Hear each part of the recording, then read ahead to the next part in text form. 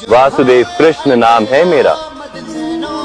जो मुझ पर अपना अधिकार मान लेता है, मैं स्वयं पर उसका अधिकार मान लेता।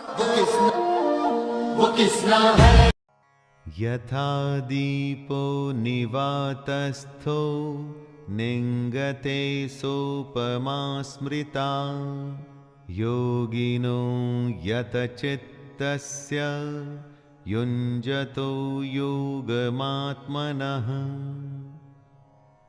योगी का मन, उसका चित्त कैसा होता है, इस श्लोक में उसकी बात की गई है दोस्तों। जिस प्रकार वायु रहित स्थान में स्थित दीपक चलायमान नहीं होता, जब हवा नहीं होती तो दीपक की लौ सीधे ऊपर की ओर जाती है, इधर उधर नहीं भागती। उसी तरह योगी का चित्त भी होता है।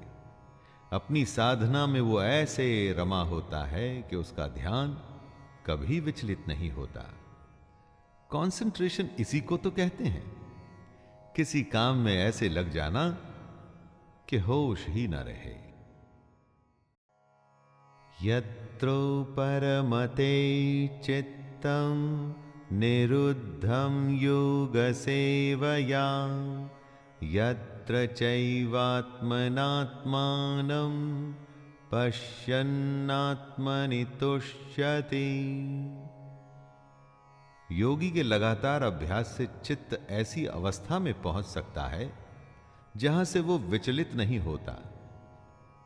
ऐसी विश्राम की स्थिति में जब चित्त पहुंचता है तो हमारी सूक्ष्म बुद्धि, हमारा इंटेलेक्ट परमात्मा के साक्षात्कार कर सकता है। इसी में योगी को सच्ची संतुष्टि मिलती है। हमेशा उसका मन यही चाहता है कि उसका ध्यान हर पल परमात्मा में ही लगा रहे। शुरू शुरू में अगर आपका मन वश में नहीं होता ना दोस्तों, तो घबराइए मत, लगातार ध्यान का अभ्यास करते रहिए। और एक दिन ऐसा होगा कि ये जो मन है ना, ये आपके कंट्रोल में आ जाएगा और उसके बाद योग को करना आसान हो जाएगा।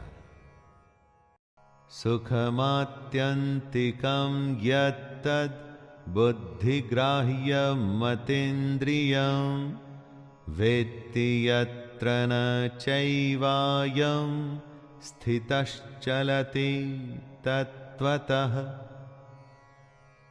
कुछ सुख तो होते हैं जो इंद्रियों के भोग से आते हैं, अर्थात हमारी इस दुनिया के सुख, और कुछ सुख होते हैं जिनके बारे में हम जानते ही नहीं। कृष्ण उन्हीं के बारे में बता रहे हैं। यह सुख उस परमात्मा के साक्षात्कार से ही संभव होता है, और यह जो सुख है इसको हम अपनी सूक्ष्म बुद्धि से ही ग्रहण कर सकते हैं, लेकिन तभी जब हम योगी की अवस्था में आ जाएं। जिन सुखों को हम जानते हैं वो तो थोड़ी देर के ही होते हैं। असली सुख क्या है वो हम में से कुछ लोग ही जानते हैं। इसलिए दोस्तों, अगर आप ये जानना चाहते हैं तो योग करना शुरू कर दीजिए। योग पहला कदम है उस परम आनंद को जानने का।